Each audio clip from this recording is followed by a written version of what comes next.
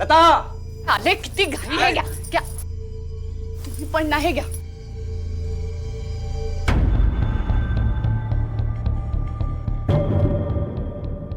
भाऊ कुठे बाहेर चालले का? वहिनी है तो मैं पूछ लेता हूँ कौन सा पंखा ठीक करना है.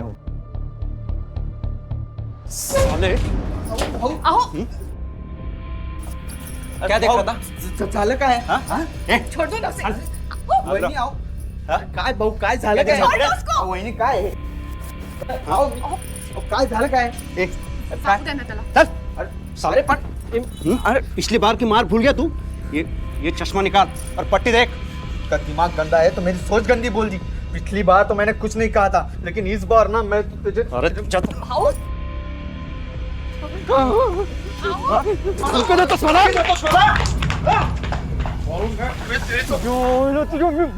मुझे मारेगा. मैं मार दूंगा. सच्ची बोल रहा हूँ मार दूंगा. लगड़ मार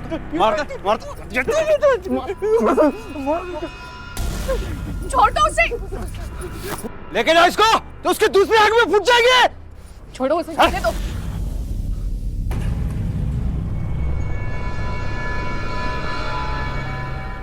आसपास के लोग देख रहे हैं, अभी नहीं, बाद में आना.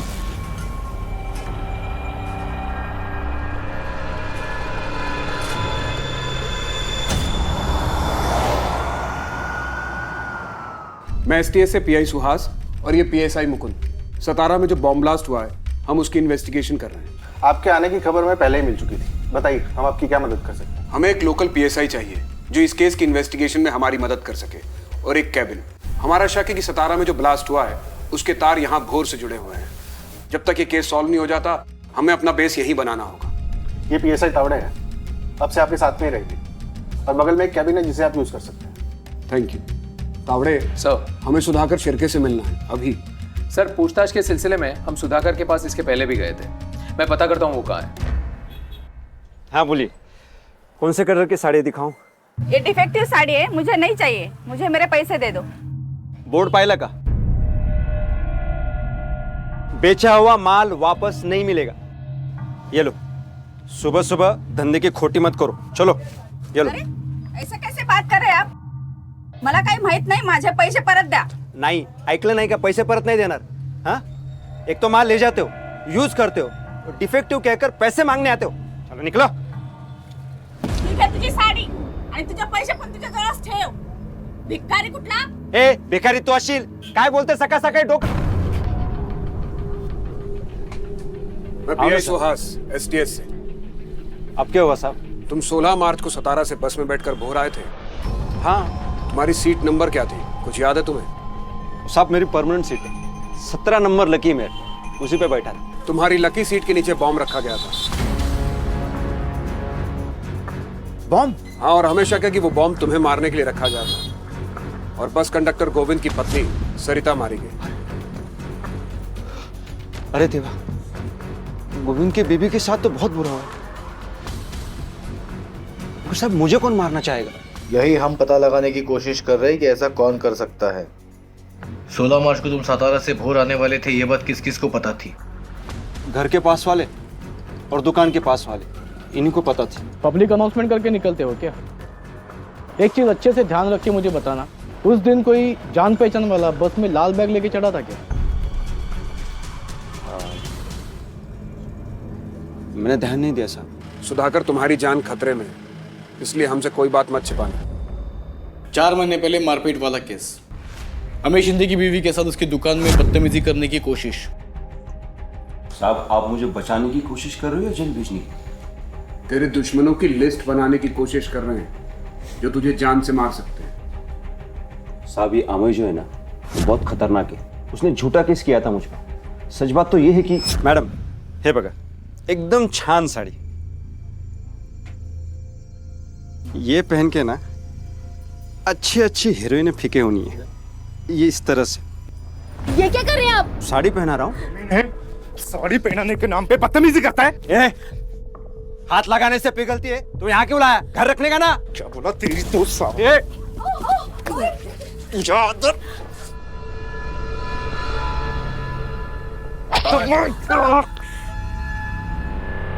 हे काय झालं? अरे माणूस आहेस की सैतान आहेस?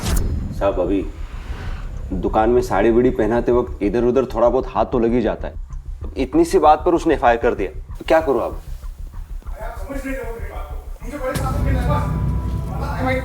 तुम्हाला कळत कसं नाही तावड़े देखो कौन है। सर सर वो मेरी बेटी नहीं मिल रही है। कब से? सुबह तो स्कूल के लिए निकली थी घर से, दोपहर को मुझे कुछ अचानक काम आ गया तो मैंने स्कूल में फ़ोन किया था जल्दी छोड़ने की रिक्वेस्ट के लिए, तो उन्होंने कहा कि वो 10 दिन से स्कूल ही नहीं आ रही है। तो रिश्तेदारों और पड़ोसियों के यहाँ पे पूछताछ की? हाँ सब जगह ढूंढा सर, लेकिन वो कहीं नहीं है। हेलो, हाँ मैं इधर ही आ गई। हाँ ठीक, मैं लगे चालो। हाँ हाँ ठेव ठेव। सॉरी सर, मेरी बेटी घर पर आ गई है। आ गई? हाँ मैं चलता हूँ। देखा साहब कितना बिंडोक है। अच्छा हुआ उसकी लड़की मिल गई, नहीं तो वो भी केस मेरे पे डाल देता। तू कुठे होतेस? ठीक है ना तू? मेरी तो जान ही निकल गई थी। और वो स्कूल वाले क्या बोल रहे थे? हाँ? 10 दिन से तो स्कूल नहीं जा रही है। हाँ? कुठे असतेस तू? अगं बोल ना, कुठे असतेस? अगं बोल काहीतरी बाळा, बोल। गार्डन मध्ये। क्यों जाऊं मैं स्कूल? सारे बच्चे मुझको चिढ़ाते हैं, गंदे पापा की गंदी बेटी, तेरे पापा गंदे हैं।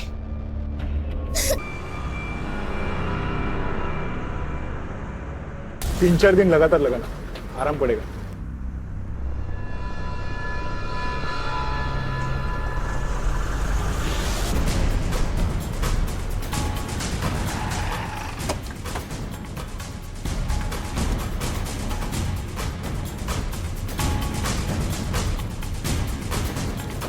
हमें हमारे साथ पुलिस स्टेशन चलो, कुछ बात करनी है। किस बारे में साहब? मतलब मेरी बेटी तो मिल गई। तुमसे कुछ और पूछताछ करनी है। चलो।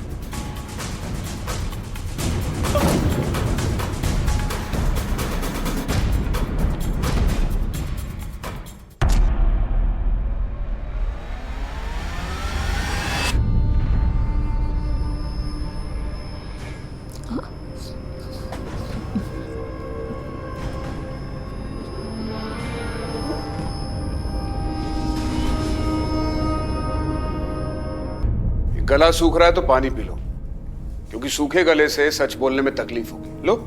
सर आप क्या कहना चाहते हो, मैं समझ नहीं पा रहा हूँ सर। शायद न्यूज़पेपर में पढ़ा हो, सतारा में एक बॉम्ब ब्लास्ट हुआ है।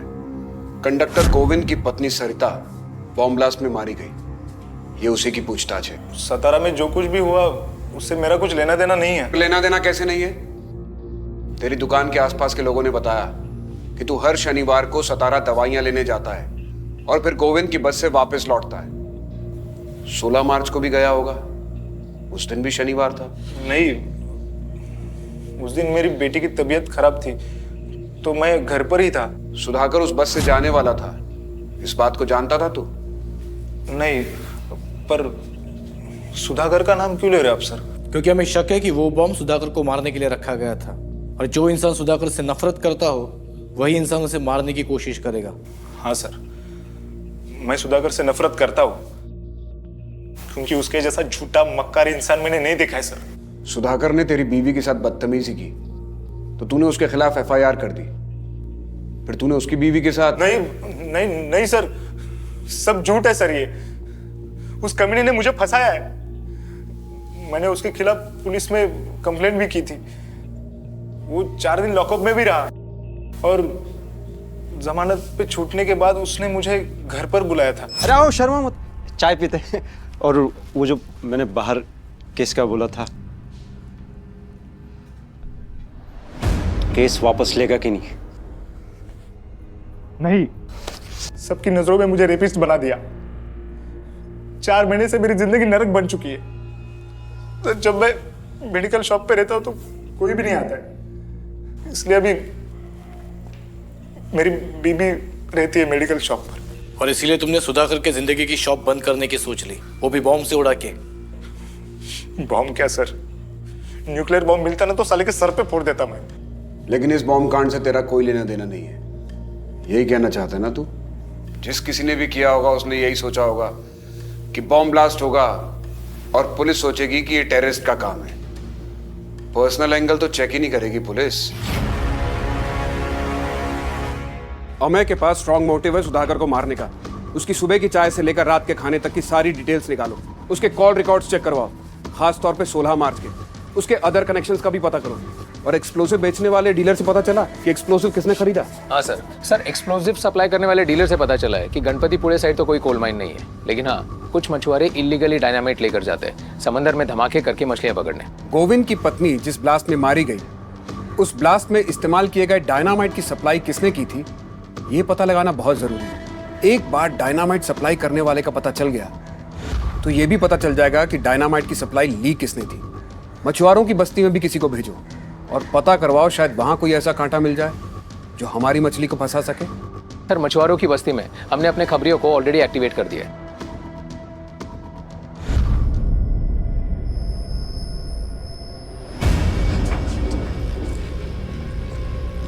मैंने ये सैंपल बॉम्ब बनाया है। आपको एक सैंपल टेस्ट करके दिखाती हूँ। बॉम्ब का सर्किट ऑन करने के एक इस पे डायल करना है वो फोन में।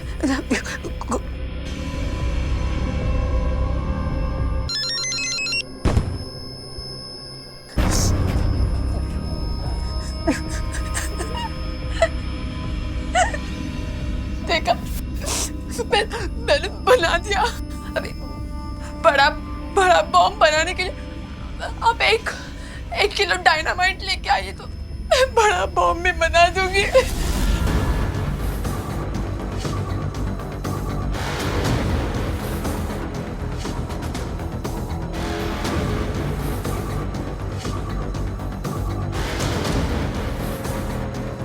हेलो सुधाकर बहू, गोविंद बात कर रहा हूँ। अरे आप आपका साड़ी का बैग मेरे बस में रखते हो ना? हाँ मालूम है आज नहीं रखा है, लेकिन आज के बाद रखना मत। अरे कुछ दिनों के लिए। पुलिस का बहुत टेंशन चल रहा है, ये मामला थोड़ा ठंडा होने दो, फिर देखते हैं क्या करते हैं।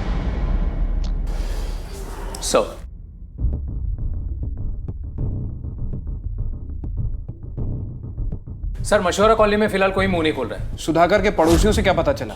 सर सुधाकर से दुश्मनी के सिलसिले में तो नहीं, लेकिन उसकी बीवी का अफेयर का एक एंगल सामने आया है। हमें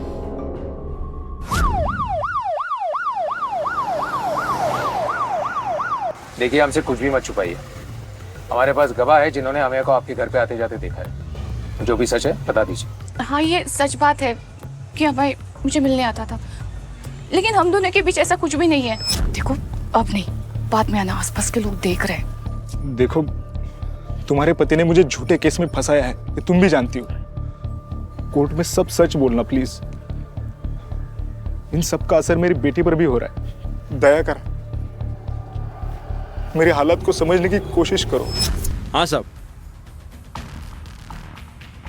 ये बात सच है कि मैंने अमय को झूठे केस में फंसाया, लेकिन आप लोगों ने ये कैसे मान लिया कि मेरी वाइफ का किसी और के साथ चक्कर हो सकता है? साहब देखिए वो कितनी डरी हुई है, कुछ बोल नहीं पा रही। चाहिए पता कीजिए साहब।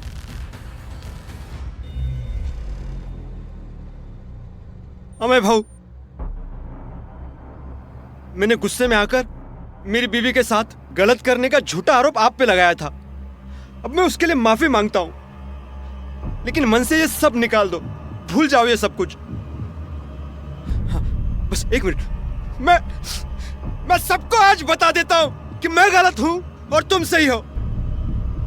खत्म करो ये सब कुछ, मुझे बम से मत उड़ाओ। अगर मुझे मारना है ना ऐसे ही मार दो, ठीक है, लेकिन बम से नहीं।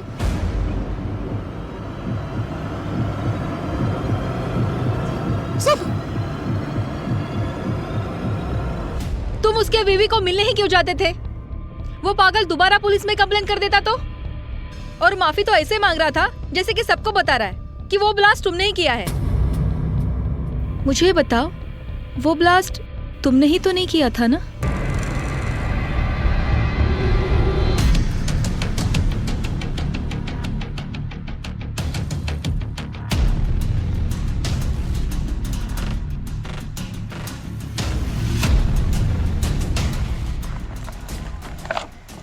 1 किलो है।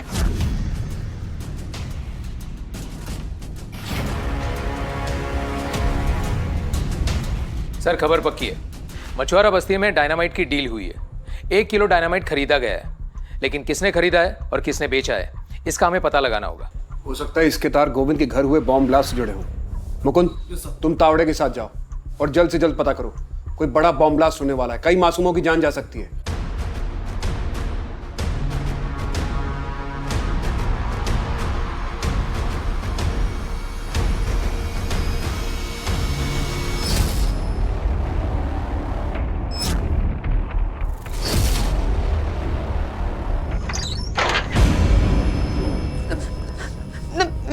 मैंने ये बना दिया, प्लीज मुझे घर जाने दो।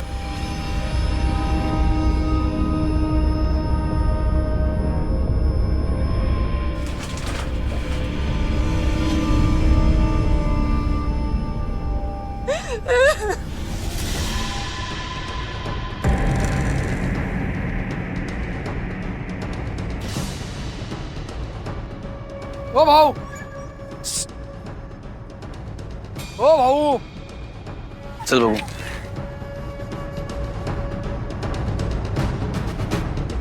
क्या बोल रहा? डायनामाइट? हाँ, लेकिन माल सही होना चाहिए। सब रोकड़ा सही तो माल सही। चल।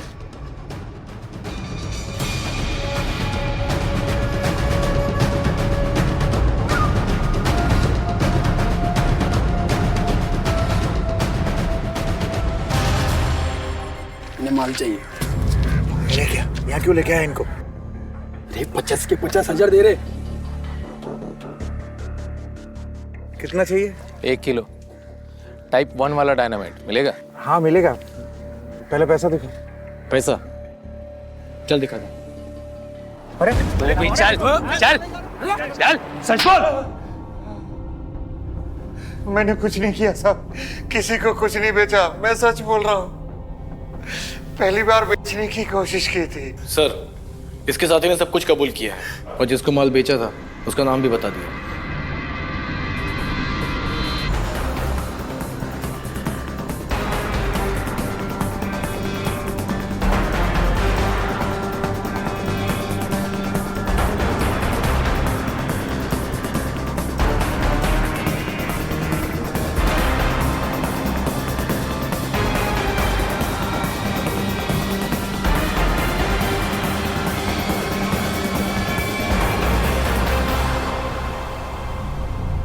अरे सुधाकर भाऊ, ये आखिरी बार है इस बस में सफर कर रहा हूँ। क्यों बे, इसके बाद मरने वाला है क्या तू? अरे सुधाकर भाऊ, ऐसा मत बोलो। गोविंद भाऊ, तुम भी किस घटिया आदमी की बात का बुरा मान रहे हो यार।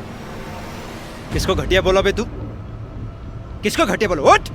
हाँ हाँ, तू अपने आप को क्या समझता है?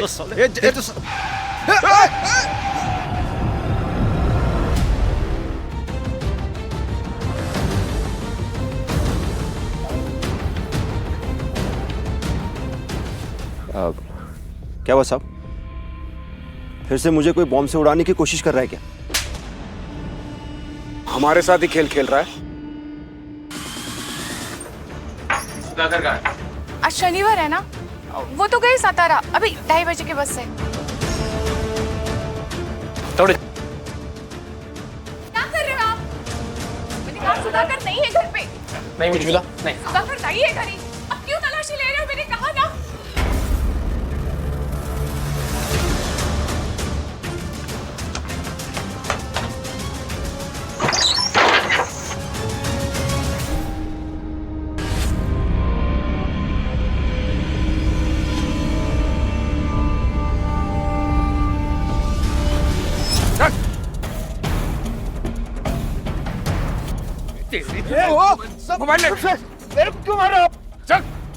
सुरभि तेरी ममेरी बहन इंजीनियरिंग कर रही थी, उसको घर में कैद करके मजबूर किया बॉम्ब बनाने के लिए तूने। बता दे तो कोई गलतफहमी हो रही है साहब। अरे चल अंदर बैठ। मेरी बात सुनो साहब, मेरी बात तो सुनो। मैंने कुछ नहीं किया है।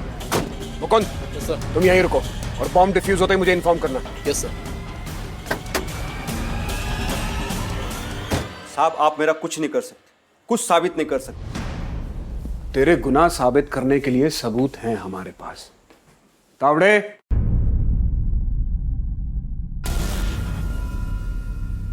ये तीनों गवाह भी हैं और तेरे गुनाह में शामिल भी हैं। अब बोल, साबित करने को क्या बचा? अब मैं तुझे बताता हूं तूने क्या किया। तुझे पता था कि अमय हर शनिवार को बस में जाता है, इसलिए तूने उसे मारने के लिए बस में बॉम्ब प्लांट किया और बॉम्ब बनाने के लिए नंदू से एक्सप्लोसिव खरीदा। 1 किलो है। मैं को मारना नहीं चाहता था, मैं तो बस उसे फंसाना चाहता था और बॉम्ब ब्लास्ट करने का मेरा इरादा तो था ही नहीं। सुरभि को मजबूर करके, जोर जबरदस्ती करके उससे बॉम्ब बनवाया था और फिर अपनी पत्नी के साथ जाकर 16 मार्च को बस में बॉम्ब रख दिया। उस दिन डबल गड़बड़ हो गई थी। शनिवार को अमय बस में आ ही नहीं था। मैंने बॉम्ब प्लांट करके रखा था उसको फंसाने के लिए। मैंने अमय के नाम से लिया हुआ मोबाइल भी उस थैली में रखा था, लेकिन वो गोविंद कंडक्टर है ना, वो रेडियो अपने घर लेके गया और रेडियो में ब्लास्ट हुआ और फोन के परखच्चे उड़ गए। मेरी सारी मेहनत बेकार हो गई। तूने अमय के खिलाफ झूठा मॉलेस्टेशन का केस क्यों किया था? मुझे शक था कि अमय का मेरी बीवी के साथ चक्कर चल रहा है। देखो अब नहीं, बाद में आना, आसपास के लोग देख रहे हैं। बात मैं आपको डायरेक्ट नहीं बता सकता था कि अमय मुझे मारने की कोशिश कर रहा है, वरना आप मुझ पे शक करते। फिर मैं उसके दुकान पे गया, सबके सामने उससे माफी भी मांगी, बॉम्ब से ब्लास्ट करके ना मारने की विनती भी की, ताकि आप लोगों को उसी पे शक हो कि उसने दोबारा बॉम्ब प्लांट किया है मुझे मारने के लिए। और मैं खुद फंस गया। क्राइम में परफेक्ट प्लानिंग जैसी चीज कोई नहीं होती, होता है तो परफेक्ट जस्टिस। सुधाकर की पत्नी और नंदू ने उसके क्राइम में उसका साथ दिया था, इसलिए उन दोनों के खिलाफ आईपीसी सेक्शन 120B के तहत केस चल रहा है। सुधाकर के खिलाफ बॉम्ब प्लांट करने, कंडक्टर गोविंद की पत्नी सरिता की हत्या और अमय को फंसाने की साजिश के लिए आईपीसी सेक्शन 302 और 120B के तहत केस चल रहा है। इस वक्त तीनों जेल में हैं। अमय आपटे के ऊपर जो बदनामी के दाग लगे थे वो धुल गए, क्योंकि उसने कोई अपराध ही नहीं किया था। और सुधाकर को यह बात अच्छी तरह समझ में आ गई कि अपराध के दाग कभी नहीं धुलते। उसका गुस्सा और बदला लेने की भावना, इसने कई लोगों की जिंदगियों को बर्बाद कर दिया था। मैंने अपनी 18 साल की पुलिस की नौकरी में देखा है, यह बदला लेने की भावना हम सब के लिए एक दस्तक है। संभल जाइए, कहीं ऐसा ना हो कि यह आपके साथ कई लोगों की जिंदगियों को बर्बाद कर दे। इसी के साथ मैं विदा लेता हूं। नमस्कार।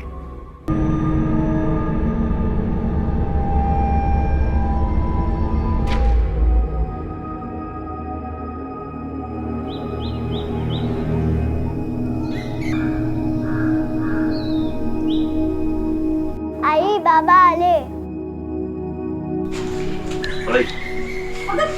भाजी नाही आणली तू? अरे गया था तर 10 बार याद दिलाया था ना, काही आठवण राहत नाही तुला? बाई चुकी झाली बाई. चुकी झाली, चुकी झाली, चुकी झाली. भाजी नाही आणला, चुकी झाली. काय करू मी याच्या?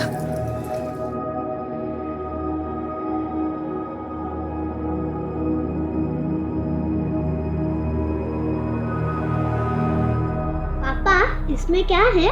इसमें अपने घर के रेडियो के लिए और एक रेडियो। अरे कंडक्टर है तू, क्या जरूरत थी इतना खर्चा करने की? काय ग तू नेहमी किट किट किट किट करत असते, ये नहीं लाया वो नहीं लाया, और जब लेके आता हूँ तो आई हे बघ हे. हाँ बघते काय आणले? ए हाथ देखना तेरे, आटा से भरे ना, ये रहो दे, हम दोनों बाजार जाके सब्जी लेके आते। बस हेच करा नेहमी, आणखी काय येत नाही तुम्हाला? यही करूं मैं पूरी जिंदगी, जरूर कोई ना कोई होगी तुम्हारी बात.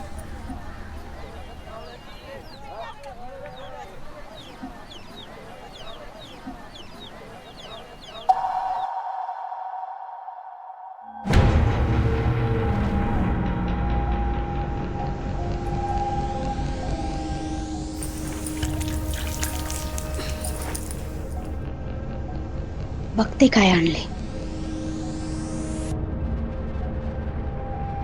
चालू कैसे करूं इसे?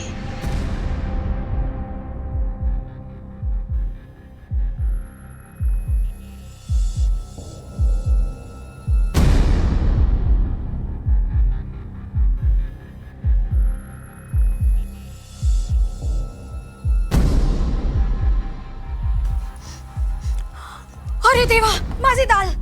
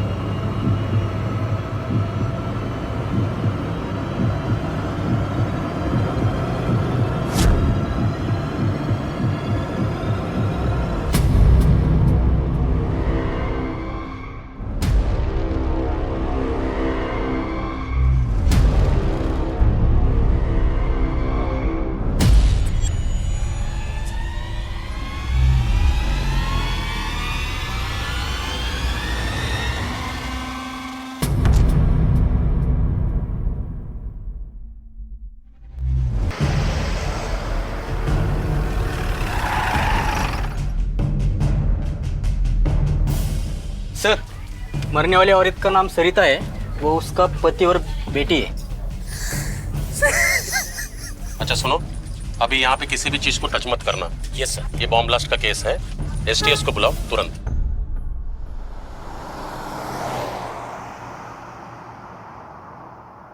नमस्कार, मैं हूं inspector Suhas Talekar. Bomb blast की घटना देखने के बाद सब लोग यही सोचते हैं कि ऐसा सिर्फ बड़े शहरों में होता है.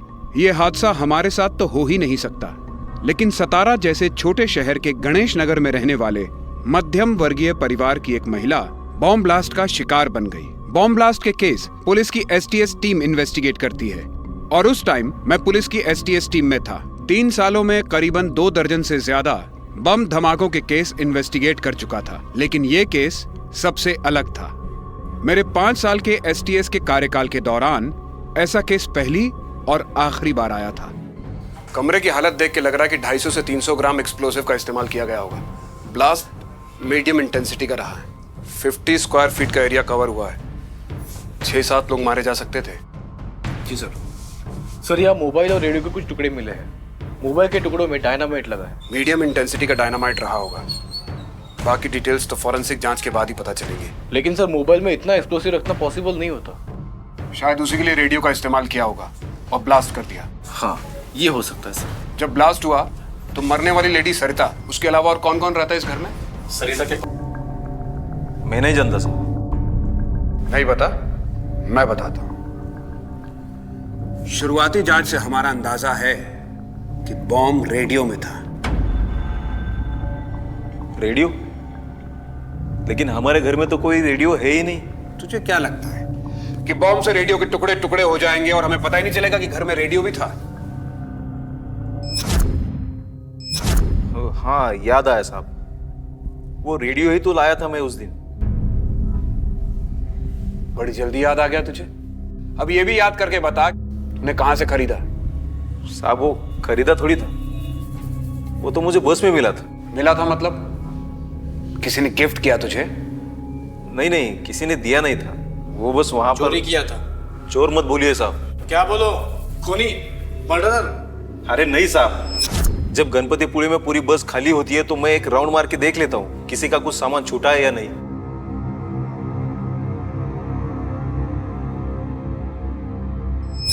वो लाल बैग कोई भूल गया था. तो इसका मतलब यह है कि अगर कोई किसी का सामान वहां पे गलती से भूल जाए तो तुम अपने घर लेके जाओगे?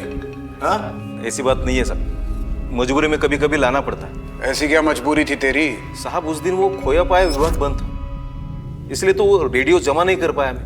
गोविंद, कुछ ज्यादा ही संयोग नहीं हो रहे तेरे साथ? पहले तुझे रेडियो मिला, फिर खोया पाया विभाग बंद मिला, और फिर तू उस रेडियो को अपने साथ घर लेकर गया, और जैसे ही अपनी बेटी के साथ घर से बाहर निकला उसमें ब्लास्ट हो गया. साहब, उस ब्लास्ट में मेरी बीवी मरी है और आप है कि मुझ पर शक कर रहे, वो भी बिना किसी सबूत के. मरी है कि मारी गई है, और जब सबूत मिलेगा तो शक नहीं करेंगे, सीधा चार्जशीट फाइल करके मर्डर का केस बना देंगे. उसके बाद उम्र कैद या फिर फांसी। साहब आप बार बार मुझे ही क्यों धमका रहे हैं? मैंने कुछ किया ही नहीं है। अगर आपको झूठ लगता है तो वो साफ सफाई करने वाले जनक से बात कीजिए, उसी के सामने वो रेडियो वाला बैग उठाया था मैंने। अच्छा मुकुंद, गोविंद के बयान को वेरीफाई करवाओ सफाई कामगार से और पता करो कि बॉम्ब ब्लास्ट में एक्सप्लोसिव कहां से अरेंज किया गया था। इंटेलिजेंस एजेंसी से पता करवाओ कि कोई स्लीपर सेल एक्टिव हुआ है क्या। बस नंबर MH123548 सतारा से गणपतिपुले आई थी। जी सर। उस बस से गोविंद को कुछ लाल बैग मिला था। हाँ साहब, गोविंद को सीट के नीचे से एक लाल बैग मिला था। उस बैग में कुछ था क्या? नहीं माहित साहब, मैं तो अंदर नहीं देखा क्या था, लेकिन बैग में एक फोन था ये देखा, वो बैग से गिरा था इसलिए।